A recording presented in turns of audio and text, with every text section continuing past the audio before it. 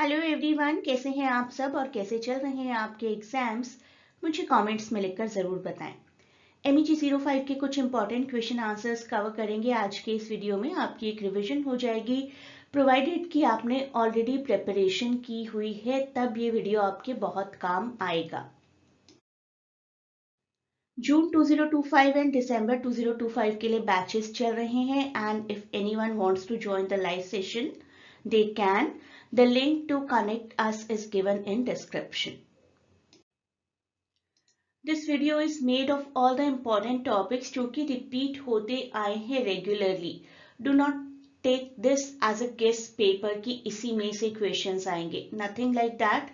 अगर आपने 70 पेजेस की PDF प्रिपेयर की है और 2024 का क्वेश्चन पेपर सॉल्व किया है और मेरे बाकी वीडियोस भी अगर देखे हैं, अगर PDF नहीं भी किए, तब ये वीडियो आपके बहुत काम आएगा। Before moving further, please do not forget to share and subscribe the channel. अब देखिए, ये क्वेश्चन आपको बहुत बार आता है, किसी ना किसी फॉर्म में आ जाता है, जरूरी नहीं है कि बिल्कुल ऐसा ही लिखा हो। प्लेटो ने आर्ट को डिस्कार्ड क्यों किया, प्लेटो पोएट्स को डिस्कार्ड क्यों करते थे, पोएट्स के लिए हॉस्टाइल क्यों थे, इस तरीके का क्वेश्चन आ सकता है। तो क्वेश्चन की लैंग्वेज भी हमेशा समझिए।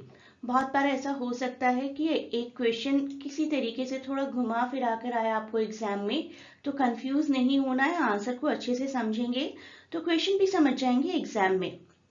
प्लेटो ने रिपब्लिक में कहा कि आर्ट तो अच्छी नहीं है इंसानों के लिए, क्योंकि मॉरली और इंटेलेक्चुअली हमें रॉन्ग गाइडेंस देती है। आर्ट को इमिटेट करना इज समथिंग विच मिसलीड्स, लोगों को एक गलत राह दिखाता है।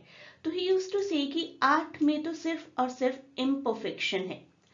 आर्ट एक फ्लॉड फिजिकल वर्ल्ड दिखाती है और it is very much away from the normal reality. अगर हम देखें भी तो मूवीज में हमेशा पोएटिक जस्टिस दिखाया जाना या फिर हीरो और हीरोइन को बहुत ही ज्यादा वर्चुअस दिखाया जाना, जैसा कोई रियल पर्सन हो ही नहीं सकता रियलिटी में। तो आर्ट मिसलीड करती है, स्पेसिफिकली यंग लोगों को फॉल्स आइडियाज प्रोवाइड करती है। बहुत बार ऐसा नहीं होता है, करण जौहर की मूवीज में हम लोग देखते हैं कि कॉलेज में जा रहे हैं, पढ़ाई के अलावा सब कुछ हो रहा है, romance, competition, picnics, adventures, no study. तो एक रोमांटिक एटीट्यूड आ जाता है कि कॉलेज लाइफ होगी तो एंजॉय करेंगे, मजे करेंगे, लेकिन कॉलेज में जब एक्चुअली में जाते हैं तो assignment exam, assignment exam, exam assignment, इसके अलावा और कुछ नहीं होता है, राइट। तो आर्ट बेसिकली एक तरीके का छलावा है, डिसेप्शन है। This is what Plato said. Uncontrolled emotion दिखाती है, इमोशंस बहुत ज्यादा दिखाती है, ऐसे इमोशन जो कि एक सोल को हिलाकर रखते और हमें भी फिर प्रोवोक करती है कि ऐसी सिचुएशन में आपको ऐसे ही इमोशंस दिखाने हैं।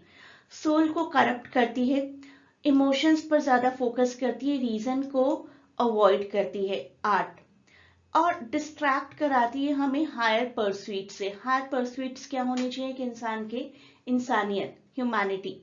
तो art distracts from philosophy and pursuit of knowledge, pursuit of humanity. Aristotle जो कि प्लेटो के स्टूडेंट थे, उनका मानना था कि आर्ट कंट्रीब्यूट करती है इमोशनल और मॉरल लर्निंग में, लेकिन प्लेटो का मानना था कि आर्ट लोगों को मिसगाइड करती है। अब हम चलेंगे कुछ एलिमेंट्स की तरफ, एलिमेंट्स ऑफ ट्रेजेडी, और उसमें से आपको ओल्ड ग्रीक नेम से क्वेश्चन आ सकता है। माइथोस, एथोस अगर पूछा जाए तो कंफ्यूज नहीं होना है। Mythos and ethos is nothing but plot and character. 6 elements of tragedy I hope आप सबने किए हैं। Plot, character, diction, thought, spectacle and song.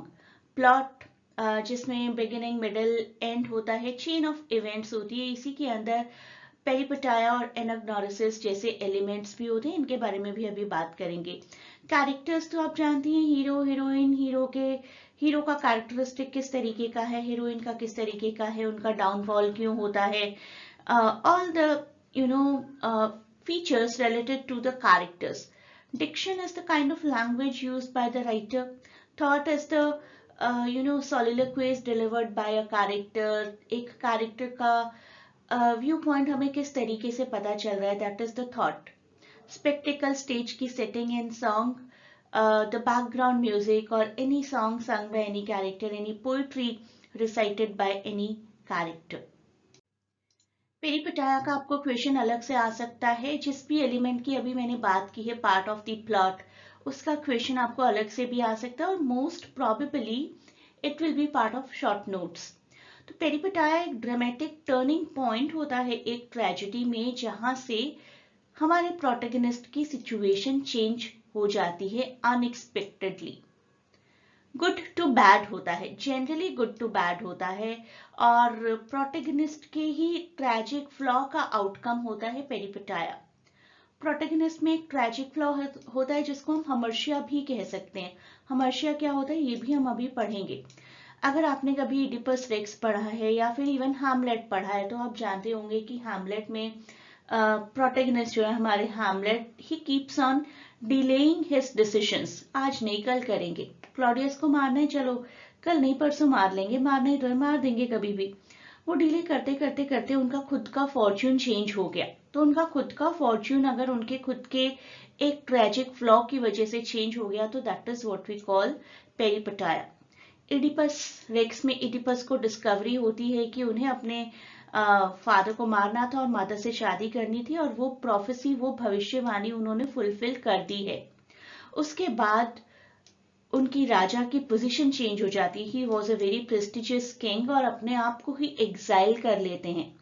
तो उनका फेट किस तरीके से एक डूम में कन्वर्ट हो गया, दैट इज व्हाट पेरिपेटाया इज। ये चारों टर्म्स आ सकती हैं आपको एग्जाम में। आप अगर हमर्शिया, कैथारसिस, एनाग्नोरिसिस, पेरिपेटाया, ये 4 वर्ड्स लिखकर मेरे नाम के साथ सर्च करेंगे तो एक बहुत ही डिटेल्ड वीडियो आपको मिल जाएगा इस टॉपिक का। देयर आर 2 वीडियोस, एक में मैंने समझाया है टर्म्स को और एक में बहुत से एग्जाम्पल्स दिए। आप वहां से पढ़िए इसको, that will be better for you. अभी शॉर्ट में देख लेते हैं। Hamartia is the tragic flaw और error in judgement of any character. एक कैरेक्टर की गलती, राइट? कोई भी कैरेक्टर कंप्लीटली वर्चुअस तो है नहीं ना किसी में कोई ना कोई फॉल्ट होता है, उनसे भी गलतियां होती हैं। मैकबेथ से क्या गलती हुई कि उनको बहुत ज्यादा एम्बिशियस फील हुआ after the prophecy of the 3 witches कि वो नेक्स्ट किंग बनेंगे। इतनी जल्दी हो गई उन्हें नेक्स्ट किंग बनने की, उन्होंने करंट किंग को मार दिया, जिसकी वजह से अल्टीमेटली उनका डाउनफॉल हो गया। तो ओवर एम्बिशियस होना was the mistake of Macbeth. Catharsis, जब मूवीज में कई बार ऐसा होता है कि कुछ ट्रैजिक सीन आता है तो हम भी रोना शुरू कर देते हैं साथ में। हो सकता है आप में से कुछ लोग हों ऐसे इमोशनल, और वो फियर जो कि कैरेक्टर को फील हो रहा है, वो पिटी जो कि एक कैरेक्टर के लिए हमें फील हो रही है, उन सब का combination is called catharsis, right? आप दिल्ली का अनफॉर्चुनेट केस, निर्भया केस लीजिए 2012 में जो हुआ था, उसके बाद हम सबके अंदर एक कैथारसिस की फील आ गई थी। पिटी, ऑल्दो पिटी नहीं होनी चाहिए थी, pity for the victim and fear for ourselves. उसके बाद से दिल्ली में कितना इनसिक्योर फील होता है कहीं भी आते जाते हुए, अभी तक वो कैथारसिस का फील बना हुआ है। इडिपस रेक्स में इडिपस को देखने के बाद हमें ऐसा लगता है कि जो इनके साथ हुआ किसी के भी साथ हो सकता है, and we feel bad for that character, we feel fearful seeing the situation of that character. That combined feel is called catharsis. Anagnosis, moment of recognition और डिस्कवरी, जब हमारे कैरेक्टर को पता चलता है कि ओ माय गॉड ये हो गया उनसे, ये गलती हुई थी उनसे। जैसे कि ओथेलो को जब पता चलता है कि उन्होंने गलत किया डेस्डेमोना को मारकर, और किंग लियर को जब पता चलता है कि उन्होंने अपनी सबसे प्यारी डॉटर को डिस्कार्ड करके गलत किया, दैट इज एनाग्नोरिसिस। पेरिपेटाया भी हमने डिस्कस किया ही, रिवर्सल ऑफ फॉर्च्यून हो जाता है जब गलत डिसीजन की वजह से। ग्रेट गैट्सबी मुझे बहुत पसंद है ये नॉवेल पर्सनली, ऑल्दो ये नॉवेल है ट्रेजेडी ड्रामा के केस में आप इसको एज एन एग्जाम्पल ना ले तो अच्छा है, लेकिन समझाने के लिए मैंने यूज किया है। तो ग्रेट गैट्सबी में पेरिपेटाया होता है, रिवर्सल ऑफ फॉर्च्यून होता है गैट्सबी का in the very and, when Gatsby is killed by Wilson. Wilson को ऐसा लगा कि गैट्सबी ने उनकी वाइफ को मारा है, and Wilson kills Gatsby. Gatsby को भी तो कुछ ज्यादा ही ट्रस्ट था डेजी पर और डेजी के प्यार पर, and that was his mistake, that was his hamartia. अपने उसी हमेशा की वजह से गेट्सबी का डाउनफॉल हुआ and the peripeteia situation came into his life. Next question देखते हैं, purpose, spontaneity, emotions and personality in Wordsworth's theory of poetry. Lyrical ballad के बारे में आप जरूर लिखिए जब भी वर्ड्सवर्थ की कोई थियरी दे रहे हैं। 1798 में लिरिकल बैलेट पब्लिश किया था वर्ड्सवर्थ ने along with S T. Coleridge. Total 23 poetries थी, 19 poetries contributed by Wordsworth and 4 by Coleridge. और उसके बाद 1800 वर्जन था लिरिकल बैलेट का, जिसमें प्रीफेस भी आया, जिसमें वर्ड्सवर्थ ने अपनी थियरी प्रोवाइड की पोइट्री से रिलेटेड। पोइट्री किस तरीके की होनी चाहिए, कैसे लिखी जानी चाहिए, पोइट्री का पर्पस, स्पॉन्टेनिटी, इमोशंस, पर्सनालिटी, इन सब की बात हुई। और इन्हीं सब की वजह से ये एक फ्रेज है, ये एक कोट है जो काफी पॉपुलर है और ये भी आपको एग्जाम में आ जाती है। Poetry spontaneous overflow of powerful feelings, it takes its origin from emotion recollected in tranquillity. तो पोइट्री आपको अचानक से फील आती है कि किसी चीज को देखकर आपको पोइट्री लिखनी है, पावरफुल फीलिंग आती है।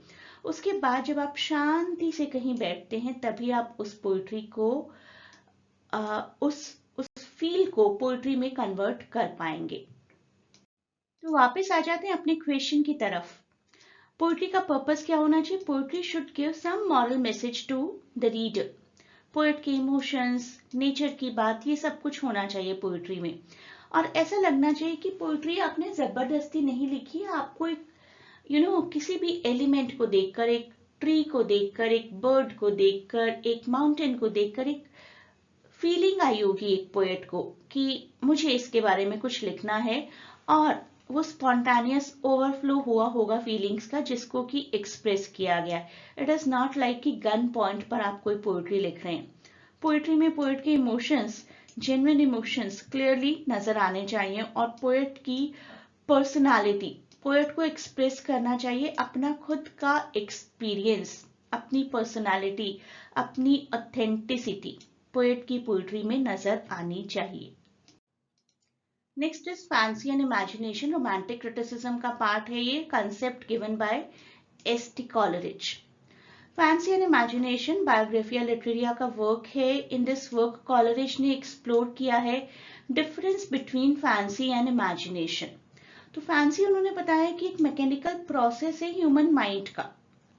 मैं इस वक्त बोल रही हूँ, आप मेरी आवाज सुन रहे हैं, आपके ईयर ड्रम्स के थ्रू आपके माइंड तक ये साउंड जा रहा है, आप डिकोड कर रहे हैं, बिल्कुल मैकेनिकल प्रोसेस है। And this is what fancy is. आप बिल्कुल कन्वेंशनल वे में काम करते हैं, किसी चीज को देखते हैं, आपको कंसेप्ट पता चलता है, सुनते हैं, बात को डिकोड करते हैं, that is what fancy is. तो fancy is nothing but the mechanical process of a body. In contrast imagination higher है, क्रिएटिव है, ट्रांसफॉर्मेटिव पावर है। इमेजिनेशन को दो पार्ट्स में बांटा है कॉलरिज जी ने, प्राइमरी एंड सेकेंडरी। प्राइमरी, हम अपने आसपास के वर्ल्ड को परसीव करते हैं, कलरफुल चीजें देखते हैं, खुश होते हैं, कलर्स को अलग अलग तरीके से डिफाइन करना हमें आता है। This is purple, that is mauve, that is pink और रेड, और दिस शेड और दैट ह्यू, सब कुछ हमें पता होता है अपने आसपास का। तो प्राइमरी इमेजिनेशन अपने आसपास की चीजों को थोड़ा सा क्रिएटिव लेवल पर अंडरस्टैंड करना। And secondary imagination allows the poet and artists to transform the primary imagination into something creative. एक पोएट जो है ना, एक छोटे से पेड़ को देखकर, एक चिड़िया की आंख को देखकर एक पोएट्री लिख सकता है, जो एक नॉर्मल पर्सन को, एक नॉर्मल ह्यूमन बीइंग को ब्यूटीफुल लग सकती है, बट इतने इंस्पायर नहीं हो सकते कि एक पोएट्री लिख डालें, राइट? तो किसी भी नेचुरल चीज को एक नया मीनिंगफुल रूप प्रोवाइड करना, ये आपकी सेकेंडरी इमेजिनेशन का काम है, ये आपकी आर्टिस्टिक क्रिएशन का काम है।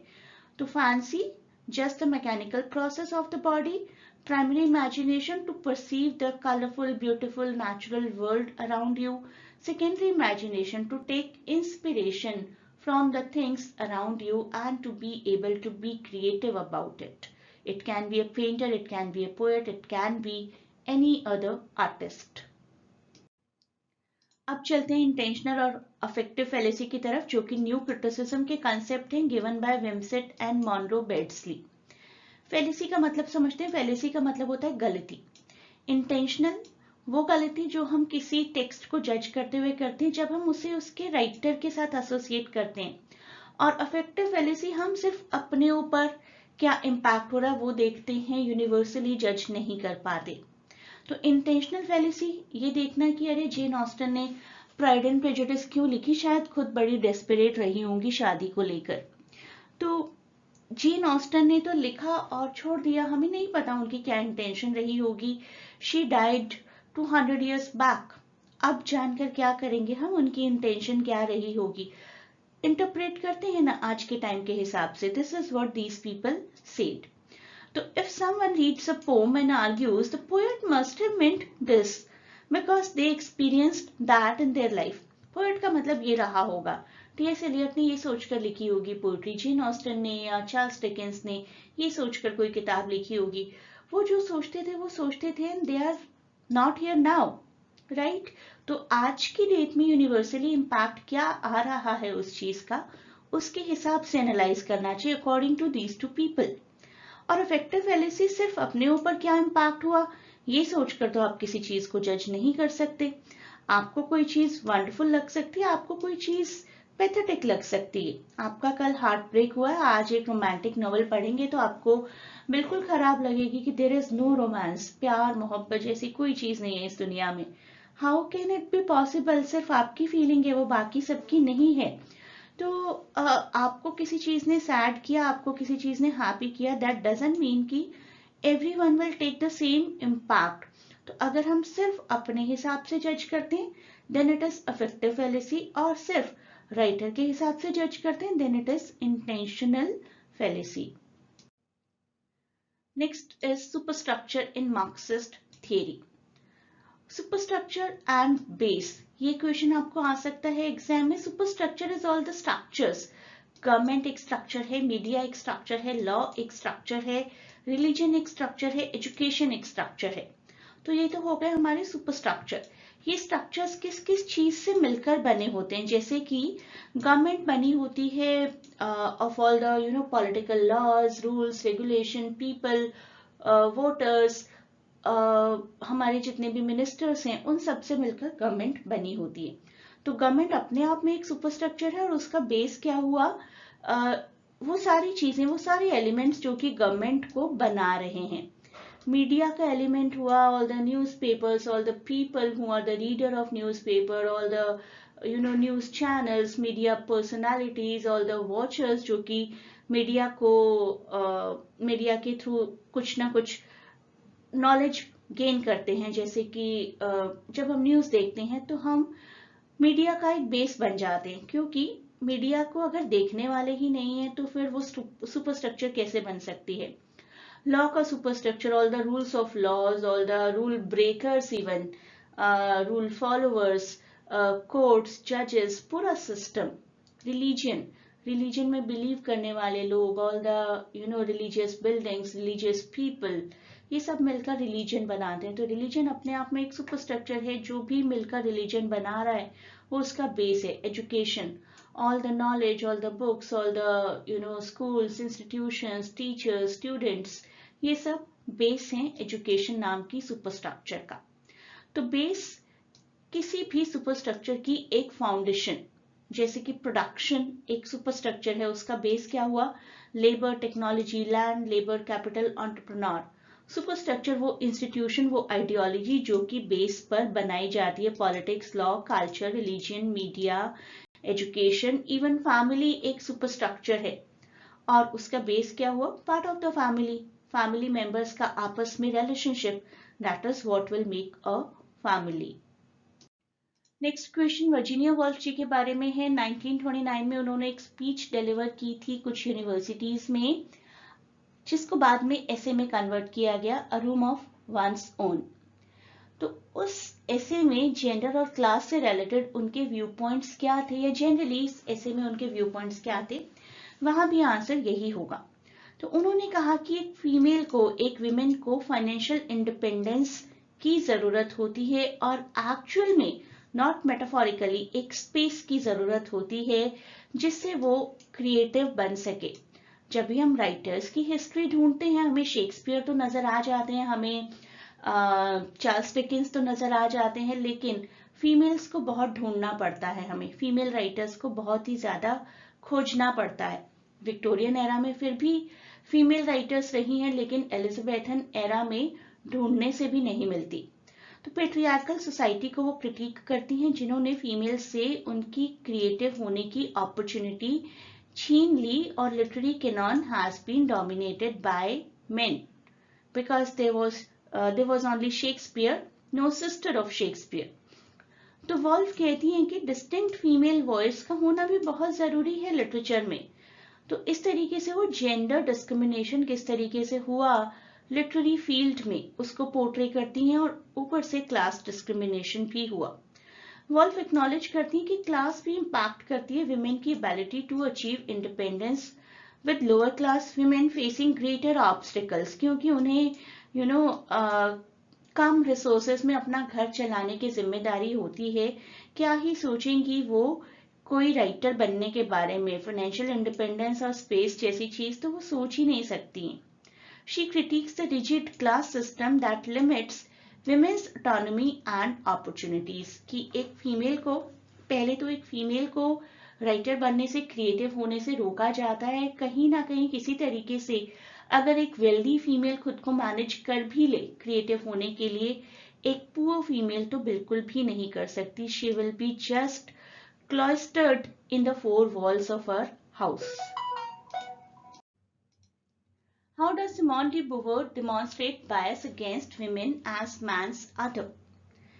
सिमोन डी बोवर का एक बहुत ही खूबसूरत ऐसे था, द सेकेंड सेक्स, 1949 में पब्लिश हुआ था, जिसमें उन्होंने बताया कि फीमेल को सेकेंडरी ही माना जाता है सदियों से, and it cannot be changed, it should be although, क्योंकि कल्चरल और हिस्टोरिकल कंस्ट्रक्शन हमेशा से ऐसा ही बना है कि फीमेल्स को बोला जाए कि oh my god you are so loving, caring, sacrificing, और उस लविंग, केयरिंग, सेक्रीफाइसिंग 3 वर्ड्स को पूरा करने के लिए we are always there to fulfil men's need. That is why females are other and men is self.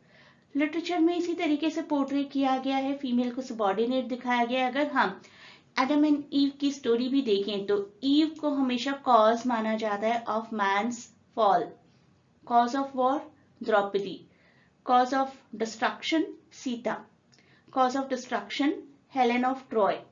तो females को literature में भी इसी तरीके से दिखाया जाता है कि they are always passive and secondary to man. Psychological construction फिर हमेशा ऐसा ही होता है कि you have to look beautiful, see yourself from the men's eye, right. तो अपने आप को एक सबॉर्डिनेट रोल ही देना है। You have to take a good care of all the males in your family, be it your brother, father और husband और सन, ज्यादा अच्छे से देखभाल करो उनकी, right. You are there to care for them. ऐसा हिस्टोरिकली होता आया है, ऑल्दो सिचुएशन चेंज हो रही है slowly and steadily, but not magic wand, एक दिन में नहीं हो जाएगी। इकोनॉमिक और सोशल रोल अब तो बढ़ रहे हैं फीमेल्स के, but once upon a time तो उन्हें डिप्राइव ही किया जाता था ना किसी तरीके के इकोनॉमिक और सोशल कंट्रीब्यूशन से। उनका लैक ऑफ एक्सेस होता था एजुकेशन से, करियर से, and their position was other. तो इन समरी वी कैन से कि विमेन को हिस्टोरिकली सेकेंडरी ही कंसीडर किया गया है, lacking their own independent identity, उन्हें अपनी आइडेंटिटी बनाने ही नहीं दी गई है। Next question death of the author है। आपको रोलिन बार्थ्स के ही और वर्क्स भी आ सकते हैं, मैथोलॉजी से रिलेटेड आ सकता है, वर्क एंड टेक्स्ट से रिलेटेड आ सकता है। डेथ ऑफ द ऑथर काफी फ्रीक्वेंट आता है, इसलिए मैं इस पॉइंट को कंसिडर कर रही हूँ। तो डेथ ऑफ द ऑथर 1967 का जो वर्क है उसमें रोलिन बार्थ्स आर्ग्यू करते हैं कि राइटर की आइडेंटिटी और इंटेंशन किसी वर्क के इंटरप्रिटेशन में यूज नहीं होने चाहिए। There should be separation of author and text. किसी राइटर ने कुछ लिखा एंड जब आप बुक पढ़ रहे हैं तब आपको कंसिडर करना चाहिए, even if the writer is alive, तो आपको कंसिडर करना चाहिए writer is dead. Meaning of text writer की इंटेंशन या बायोग्राफी पर डिपेंडेंट नहीं होना चाहिए, क्योंकि रीडर हैं जो बुक को खरीदते हैं और पढ़ते हैं, ना कि उस बुक का राइटर उस बुक को खरीद कर पढ़ता है। बात क्रिटिसाइज करते हैं focusing on authors intention which limits interpretation. हम ज्यादा समझ ही नहीं पाएंगे ना किसी चीज को अगर ऑथोरियल कंट्रोल के हिसाब से ही पढ़ेंगे। जब एक टेक्स्ट क्रिएट हो जाता है तब वो रीडर्स का टेक्स्ट है, ना कि उसके ऑथर का। पोस्ट कॉलोनियल थियरी आपको आ सकती है with reference to Edward Said, Gayatri Chakravorty Spivak and Homi Bhabha. इन तीनों के ही वर्क्स को कंबाइंडली देख लीजिए और एक बार पोस्ट कॉलोनियलिज्म को शॉर्ट में समझ लीजिए। कॉलोनियलिज्म के किसी भी कंट्री पर क्या क्या इम्पैक्ट्स हुए, जब उनकी बात की जाती है, कल्चर कैसे चेंज हुआ, आइडेंटिटीज कैसे चेंज हुई, क्या क्या इम्पैक्ट्स आए, अच्छा क्या हुआ, बुरा क्या हुआ, मेजरली बुरा, जब उसको की थिंकर सोचते हैं और इंटरप्रेट करते हैं किसी बुक में, that theory is called post colonialism. इसी डायरेक्शन में 3 इंपॉर्टेंट वर्क्स हैं, orientalism by Edward Said, can the subaltern speak by Gayatri Spivak and Homi K Bhabha का लोकेशन ऑफ कल्चर। ओरिएंटलिज्म में बात की एडवर्ड सईद ने कि जब कोई कॉलोनाइजर किसी कंट्री को छोड़कर जाता है, जैसे कि इंडिया से अंग्रेज चले गए, तो अपनी कंट्रीज में जाकर वो कभी नहीं कहेंगे कि India what a beautiful country, what a developed country. वो हमेशा पोर्ट्रे करेंगे कि बिल्कुल नॉन सिविलाइज्ड लोग रहते हैं वहां पर, कभी मत जाना। तो ऑरियंट्स हमें हमें हमारी इंफीरियोरिटी को जस्टिफाई करते हैं अपनी कंट्रीज में जाकर, ताकि यहाँ से जाने के बाद भी उनकी वो पावरफुल हेजेमनी बनी रहे। गायत्री स्पिवक ने कुछ ऐसे लोगों के बारे में बात की कि ऐसे लोग बहुत इग्नोर हो जाते हैं जो बोल नहीं सकते डोमिनेंट एनवायरनमेंट में। हम हमेशा भगत सिंह, चंद्रशेखर आजाद, नेहरू, गांधी, बाल गंगाधर तिलक, इन सब की बातें तो करते हैं, ये नाम हमें मालूम है, लेकिन जाने कितने ही ऐसे नाम रहे होंगे जो कि बहुत अच्छी कैपेसिटी रखते थे लेकिन उनको चुप करा दिया गया। Maybe they're scheduled caste, they're lower caste, so called they're females और देवर किड्स। शायद उनके बहुत अच्छे आइडियाज रहे होंगे during the colonised time period, लेकिन उनको ऑप्रेस किया गया, तो they are called subalterns. Can the subaltern speak नाम का मैंने डिटेल में एक ऐसे भी प्रोवाइड किया, वहां से पढ़ेंगे इस टॉपिक को तो और अच्छा इंपैक्ट आएगा। ओरिएंटलिज्म और मेरा नाम डालकर भी सर्च करेंगे यूट्यूब में तो मिल जाएगा। होमी के भाभा के कुछ व्यू पॉइंट्स, जिसमें हाइब्रिडिटी सबसे ज्यादा इंपॉर्टेंट है कि जब भी कोई कंट्री कॉलोनाइज होती है तो वहां के रहने वाले लोगों में वो कल्चर भी आ जाता है जिसने उनको कॉलोनाइज किया। आज की डेट में हम लोग इंग्लिश बोल रहे हैं, we are dressed up in jeans, t-shirt, trouser, वो हमारी हाइब्रिडिटी है। हम इंडिया में रहते हैं, इंडिया का कल्चर, इंडिया के फेस्टिवल्स फॉलो करते हैं, लेकिन ड्रेसअप होते हैं ब्रिटिश कल्चर के हिसाब से। आई होप आप में से किसी ने at present the Indian attire sari या धोती कुर्ता नहीं पहना है। पहना है तो बहुत अच्छी बात है, नथिंग रॉन्ग इन दैट, लेकिन I am just telling you कि किस तरीके से हम हाइब्रिड हो चुके हैं। इसके बाद करते हैं साइको एनालिटिक थियरी, एक जैक लैकान की 3 स्टेजेस ऑफ साइकोलॉजिकल डेवलपमेंट, जो कि एक फ्रेंच साइको एनालिस्ट थे। Real, imaginary and symbolic order, ये इन्होंने डिफाइन किया। रियल का मतलब है कि बहुत ही प्राइमल स्टेज एक बच्चे की, यू कैन से अप्रोक्सीमेटली 6 महीने 1.5 साल तक का बच्चा, जिसको नहीं पता है कि दुनिया में क्या होता है, किस तरीके से होता है। उसको ऐसा लगता है कि मैं तो रोता हूँ, भूख लगती है मुझे और पेन होता है, and everybody is there to take care of me. तो उसको ऐसा लगता है कि he is the part of universe और जो कुछ भी हो रहा है दैट इज द रियलिटी। उसके बाद इमेजिनरी स्टेज आती है जब बच्चा अपने आप को मिरर में देखता है और अपने बारे में व्यू पॉइंट्स आते हैं कि this is me. Ego develop होता है, वो आई डेवलप होता है। तो जब वो आई डेवलप होता है तब बच्चा थोड़ा सा मैनिपुलेटिव होना सीख जाता है और उसके बाद धीरे धीरे उसके व्यू पॉइंट्स को शेप करती है लैंग्वेज और सोसाइटल रूल्स। उनको अपने डिजायर्स पता चलते हैं। किसी बच्चे में इडिपस कॉम्प्लेक्स आ सकता है, इलेक्ट्रा कॉम्प्लेक्स आ सकता है, फादर का नाम पता चलता है। तो ह्यूमन डिजायर और साइकोडायनेमिक्स डेवलप होते हैं एक बच्चे के अंदर। एग्जाम्पल की अगर बात करें तो feel of hunger, feel of pain real का एग्जाम्पल है। एक टीनेजर जो आइडलाइज करता है किसी सेलिब्रिटी को कि मेरा लाइफस्टाइल भी वैसा ही होना चाहिए जो इमेज इस सेलिब्रिटी की है, जो लाइफस्टाइल इस सेलिब्रिटी का है। सिंबॉलिक, जब आप लैंग्वेज के थ्रू किसी सोसाइटल नॉर्म्स में एंटर करते हैं, मान लीजिए कि लीगली रिकॉग्नाइज्ड कोई कॉन्ट्रैक्ट है जिसको आप साइन करने जा रहे हैं, तो you are too much understanding the languages and societal rules of this world, and that is the symbolic order. तो हमने 12 मोस्ट इंपॉर्टेंट टॉपिक्स कवर किए हैं एंड अगेन टेलिंग यू कि दिसंबर एग्जाम के लिए कोई क्लास अब नहीं हो सकती है, और जो भी आपको बैचेस ज्वाइन करने हैं प्लीज जून एग्जाम के लिए करिए। जून के बैचेस शुरू हो चुके हैं और चल रहे हैं। A great good luck for your upcoming exams.